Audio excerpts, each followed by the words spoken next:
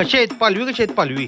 भरलेल्या पालव्याचं मटण आणि यथेच्छ कार्यक्रमाचा विषय कशासाठी तर सांगतो तुम्हाला. विषय होता श्रेजाचा वाढदिवस. टर्टरीत 70 किलो मटण पडलं, 40 किलो चिकन आणि वेगळंच होतं.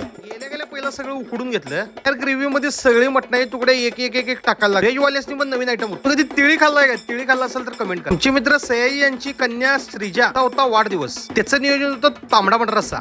ढीग क्वांटिटी मध्ये मटण शिजलं होतं. टेस्टिंगला आम्ही म्हटल्यावर त्यांना आणून दिलं ढीगभर तांबडा पांढरा बिर्याणी. मी आणि संग्राम भाऊन टेस्ट केलं, त्यातच आमचं पोट भरलं. त्यानंतर लहान मुलांचा कार्यक्रम चालू झाला. 8 दिवस म्हटलं की लहान मुलांचा आनंद गगनात मावत नाही. केक कापताना आनंद दुप्पट झाला. संपूर्ण मेत्तर फॅमिली स्टेजवर श्रीजाला आशीर्वाद देत होते. आम्ही सहकुटुंब जाऊन तिला शुभेच्छा दिल्या. त्यानंतर पंक्ती चालू झाल्या.